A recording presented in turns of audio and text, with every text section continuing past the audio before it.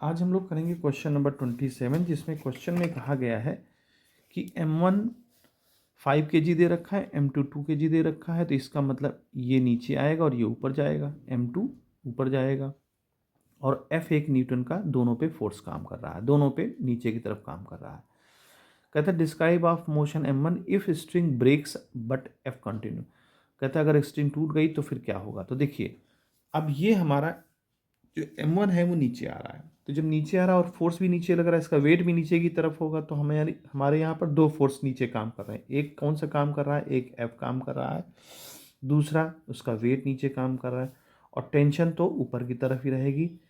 और ओवरऑल इसको ये एक्सलरेट कर रहा है ए से, मान लीजिए M1 ए हो गया। इसी तरह से इस पर हम लगाएंगे, ठीक है। ये क्या कर रहा है, ये ऊपर जा रहा है।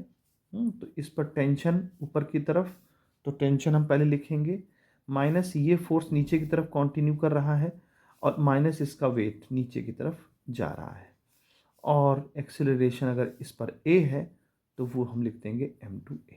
इक्वेशन 1 और 2 को हम ऐड कर दें तो उससे फ़ायदा क्या होगा, टेंशन भी कट जाएगा और फोर्स भी कट जाएगा। तो क्या बचेगा, M1 माइनस M2 और ब्रैकेट में G, M1 प्लस M2 और ब्रैकेट में A। तो A की वैल्यू क्या आ गई, M1 minus M2 divide by M1 plus M2 और ब्रैकेट में G। अब M1 की वैल्यू कितनी दे रखी है, 5 माइनस 2 और 5 प्लस 2, और ये हो गया G।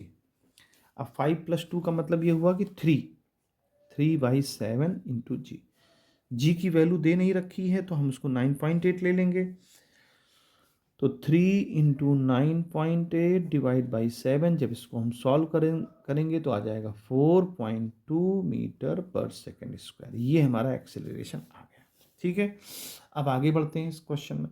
क्वेश्चन में कहता है कि अगर मान लीजिए ये ब्रेक हो जाए, मान क्या ब्रेक हो जाए कि कहता है ना, if string breaks, string cut जाए, टूट जाए, मान लीजिए यहाँ से टूट जाए स्ट्रिंग। तो जब स्ट्रिंग टूट जाएगा तो ये M1 जो है एक फ्री बॉडी की तरह नीचे गिरेगा, है ना। तो उस पर एक्सेलरेशन काम कर रहा होगा। तो अब टेंशन जीरो हो जाएगा भाई, जैसे ही डोरी टूट जाएगी, डोरी में तनाव खत्म। तो अब इसका एक्सेलरेशन कितना बन जाएगा, इसका एक्सेलरेशन बन जाएगा उसी फार्मूले से देखते हैं। तो नीचे की तरफ फोर्स लग रहा था F, और वेट भी नीचे ही काम कर रहा है, तो वो एक्सेलरेशन नीचे आ जाएगा M1A से, यानी A से नीचे आ जाएगा, क्योंकि टेंशन का काम खत्म हो गया अब इसमें। तो अगर A निकालना चाहे तो क्या बन जाएगा, F/M1 प्लस G। अब F हमारा 1 दे रखा है और M1 हमारा दे रखा है यहाँ पर 5, और G की वैल्यू G है, क्योंकि आंसर G में आ रहा है ना।